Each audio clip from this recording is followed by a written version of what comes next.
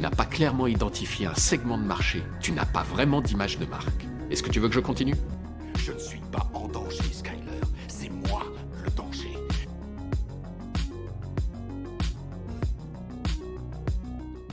Bonjour à vous les cinéphiles, j'espère que vous allez bien. On se retrouve aujourd'hui pour la critique du deuxième épisode de The Last of Us. Et comment vous dire, j'ai beaucoup aimé, je lui donne la note de 8 sur 10. Alors on va commencer par parler de la scène d'intro. La scène d'intro de l'épisode que je trouve tout simplement incroyable et surtout pesante.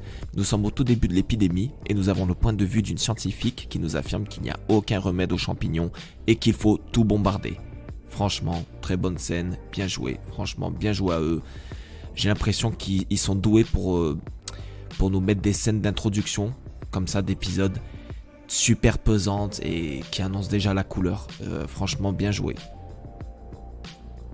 Ensuite, tout le long de l'épisode, j'ai ressenti cette montée en tension. On ne se sent jamais en sécurité. Je n'ai pas vu l'épisode passer encore une fois et j'ai tout de suite envie de voir la suite.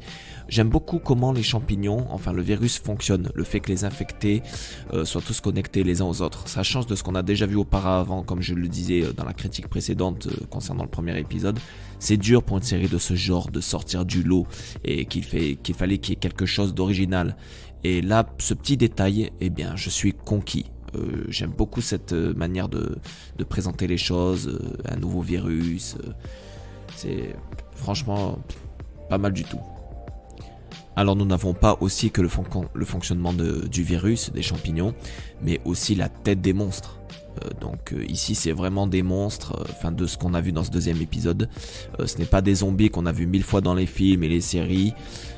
C'est des monstres, voilà, ils ont une tête dégueulasse et j'ai beaucoup apprécié le fait que les monstres, donc il n'y a pas d'effets spéciaux, c'est pas du numérique, c'est vraiment tout c'est fait en prothèse, c'est du maquillage, c'est du vrai. Et encore une fois, ça c'est, comme vous le savez, je suis fan de ce genre-là. Quand on fait tout à l'ancienne, j'aime ça. Donc là, c'est un gros point positif.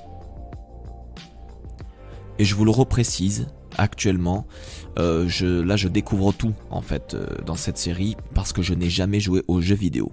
Donc là j'avance, je sais pas où je vais avec cette série. Donc voilà, je sais pas ce qui m'attend par la suite. Donc les connaisseurs du jeu vidéo, ils savent comment ça va se passer, ils connaissent la fin de l'intrigue je suppose. Mais moi je découvre tout. Donc là pour l'instant vraiment je suis assez content.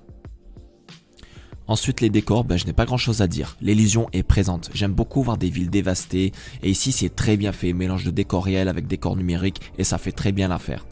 En ce qui concerne les acteurs, ils sont au top, je commence à mieux m'habituer à l'actrice Bella Ramsey. Là sur cet épisode ça passait bien, sa tête commence à mieux passer. Pedro Pascal, lui il est au top, avec son air aigri, taciturne, avec sa voix grave.